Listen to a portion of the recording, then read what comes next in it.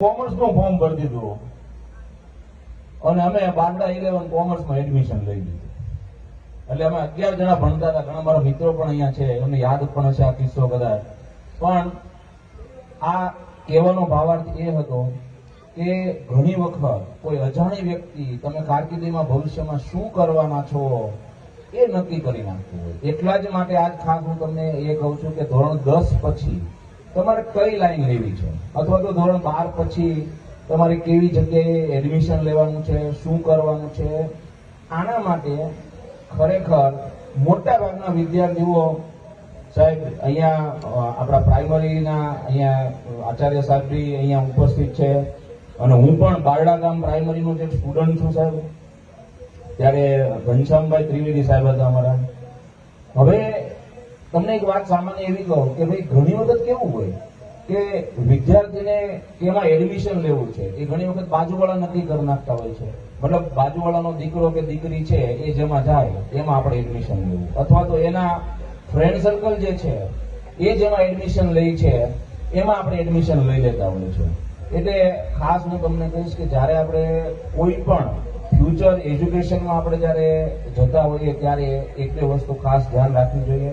સૌથી પહેલી મહત્વની વાત છે કે આપણા પરિવારની ખાસ આપણે જોવો જોઈએ. એના પછી બીજી વાત છે કે તમને કઈ વસ્તુમાં રસ છે. અને આના માટે હું મૂવીની વાત નથી કરતો, પણ તારે જમીન જે મૂવી છે એમાં ઘણી બધી વસ્તુ છે જેને જોયું હશે અને કદાચ આ વસ્તુ દેખાતી હશે. કહેવાનો મારો મતલબ એવો છે કે તમારે કઈ લાઈનમાં જવું, એનું કાઉન્સેલિંગ કરવું એ ખૂબ જ અગત્યની વાત છે અને બહુ જ જરૂરી છે. એટલે એના માટે હું અહીંયાથી એવું કહું છું કે અત્યાર સુધી હું અમદાવાદ હતો, હવે હું સુરત છું. એટલે મારા માટે અમદાવાદ અને સુરત બંને એજ્યુકેશન માટે ખાસ મારી શું કહેવાય જાણકારીમાં છે. એટલે ક્યારેય પણ આપણા ગામનો કોઈ પણ વ્યક્તિ કે બાઢડા ગામનું નામ લઈને ક્યારેય પણ કોઈ પણ પ્રકારની માહિતી લેવા ફોન કરે યા તો રૂબરૂ આવે તો એના માટે વેલકમ છે. મારા ઘરે પણ આવી શકો છો, કોલેજ ઉપર પણ આવી શકો છો, એની ટાઈમ. ખાસ હું અહીંયા એવું કહીશ કે મિત્રો 12મા ધોરણના જે વિદ્યાર્થી હોય, 12 સાયન્સ પછી એ ઘણી બધી અલગ અલગ લાઈનમાં જતા હોય, 12 કોમર્સ પછી અલગ અલગ લાઈનમાં જતા હોય, અને આર્ટ્સ પછી પણ ઘણી બધી સરસ મજાની લાઈનો છે.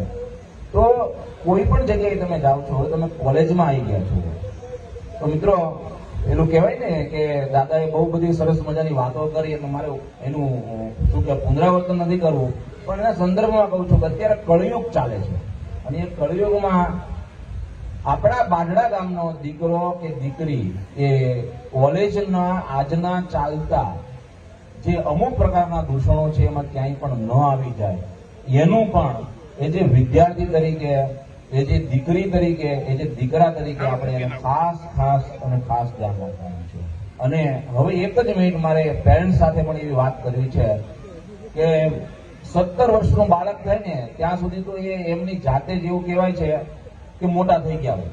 અને અહીંયા ઘણા બધા મારા મિત્રો પણ છે અને વડીલો પણ છે.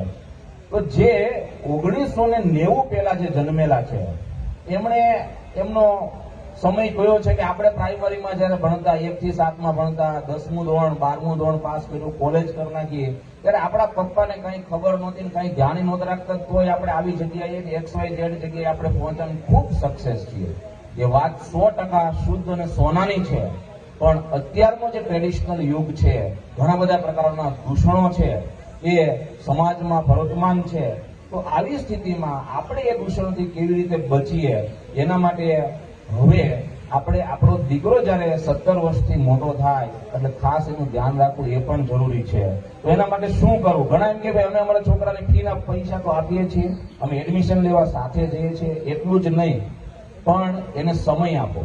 દીકરા સાથે સૌથી સારામાં સારો એ કોઈ વ્યક્તિ, મતલબ એનો જો મિત્ર હોય, એક કોલેજિયન છોકરાનો કે આફ્ટર 18 જો એનો સારામાં સારો મિત્ર કોઈ હોય, એનો મેન્ટર કોઈ હોય, તો સૌથી સારામાં સારી વ્યક્તિ એના પોતાના પપ્પા છે. એટલે પપ્પા જોડે મિત્રતા કહેવું. અને પપ્પાને મારી એવી નમ્ર વિનંતી છે કે બાળકો ઘરે આવીને તમારી જોડે માત્ર 5 મિનિટ જ ભલે બેસે, પણ એની સાથે એની દિનચર્યા પૂછો, એને શું કામ કર્યું, કોને મળ્યા, એને શું શું વાતો કરી, એમની વાતમાં રસથી તમે સાંભળો. એ સમયે મારી વિનંતી છે બારડા ગામના તમામ વ્યક્તિઓને કે 5 મિનિટ માટે તમારા બાળકને સાંભળવા માટે તમારો મોબાઈલ છે ને એને સાઈડ કરવો જોઈએ. અને સામે એવી જ વસ્તુ હું મારી દીકરીઓને એવું પણ કહીશ કે બેટા કોલેજથી ઘરે આવો અથવા તો આખા દિવસ દરમિયાનનું જે કંઈ તમારી કોઈ બહેનપણી સાથે વાત થઈ હોય, તમારા ટીચર સાથે વાત થઈ હોય, તમારી કોઈ પણ ઘટના છે, એ તમામ વાત સૌથી સારામાં સારી જો કોઈ ફ્રેન્ડ હોય ને તો એ છે દીકરી માટેની મમ્મી.